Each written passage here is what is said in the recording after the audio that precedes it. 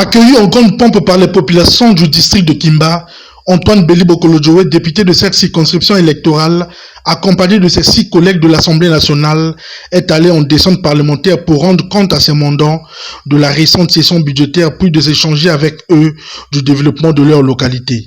D'un soutien physique et moral de ces parlementaires, dont celui de Ngoko, de Bambama, de Mbon, de Madingokai, de Zadaga et de Komono, avec pour message l'unité, la confiance à l'élu de Kimba et le soutien au président de la République.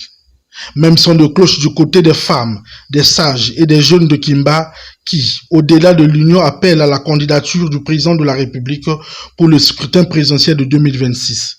S'adressant à l'auditoire à cette occasion, Antoine Béli Bokolo-Djoé s'est apaisanti sur l'unité, la cohésion et la paix, socle de vivre ensemble pour le district de Kimba. Ils ont posé beaucoup de problèmes, les problèmes de route, de l'entretien des routes, les problèmes de pont et les problèmes surtout du phénomène de la drogue. Je leur ai expliqué que le Parlement avait voté en tout cas une loi sur les stupéfiants et on attend que cette loi passe au Sénat, ensuite être promulgué par le président de la République. Cette descente parlementaire a permis aux députés de Kimba et aux élus qui l'ont accompagné de visiter les sites de l'exploitation artisanale de l'or.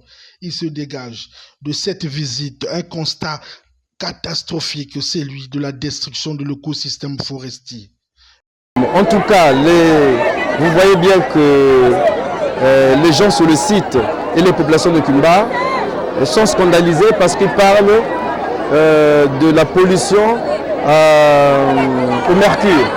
Et vous avez vous-même vu, vous avez interrogé un des orpailleurs, des jeunes, qui a dit que c'est vrai qu'ils utilisent du mercure. Donc cette question nous interpelle. Il se trouve que dans la délégation, il y a un certain nombre de députés qui sont de la commission environnement et je pense qu'ils vont prendre leurs responsabilités. Voilà. Bon, personnellement, je suis habitué à ce constat. Quand j'étais président de la commission plan, dans la 14e législature, j'ai eu à faire des visites comme ça à Kakamweka. C'était le même constat.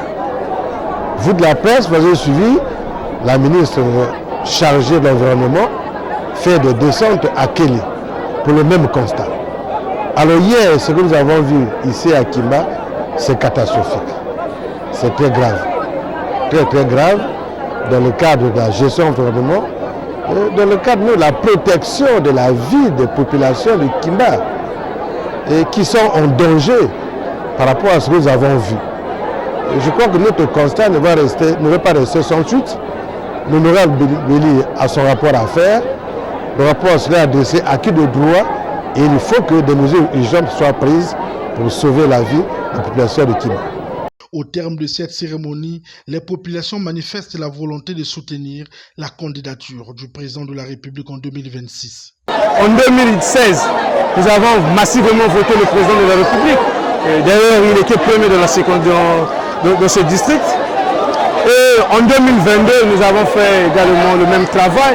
Et c'est cet engouement que nous, les jeunes, unanimement, nous prenons la décision de recommander au président de la République, son Excellence Denis Sassou Nguesso, chef de l'État, de se positionner aux échéances prochaines, donc en l'occurrence en 2026. Nous sommes unanimes, nous allons soutenir le camarade Denis Sassou Nguesso, le champion des champions, en 2026. Il a été également annoncé au cours de cette descente parlementaire la prise en charge par le député de Kimba pour une période de 3 mois de la gratuité des taxes de commerçants au marché de Kimba.